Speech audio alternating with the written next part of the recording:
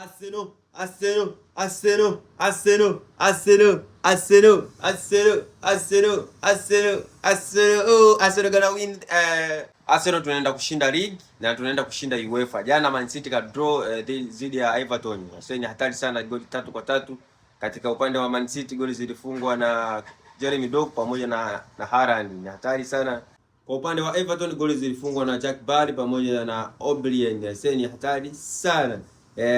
Mashabiki wa Man City wanalia sasa, yani kwenye ubingwa tushaona watu wa Arsenal wanaenda kuchukua ubingwa, wanachukua ubingwa wa ligi na wanaenda kuchukua UEFA. Leo Arsenal anacheza na Atletico Madrid UEFA nusu finali semi final katika mtoano. Sasa tuone, mechi ilisha 1-1 draw.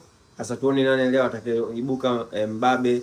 Leo ni hatari sana, lakini tunaombea wana vijana wetu wa Arsenal washinde na pamoja endelee kushinda.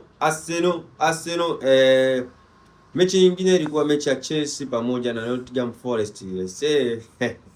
Vijana wa Chelsea always ni wazee wa kuumia. Tulimshuhudia Kopoma alikosa penalti na Joe Pedro alipiga goli moja la kibabe sana, goli la kimataifa, goli la mwaka la msimu wa 2025-26. Ni hatari, lakini kutokana na yote hayo Nottingham Forest alimfunga Chelsea magoli 3-1.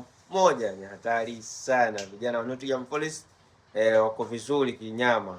Kwa more fresh fish, welcome Yasini Fish Market Magomeni Mikumi, Shoka Street, Dar es Salaam, Tanzania. Ujipatie samaki fresh halisi wa supu kupendeza kwa bei rahisi sana, jumla na rejareja. Hala.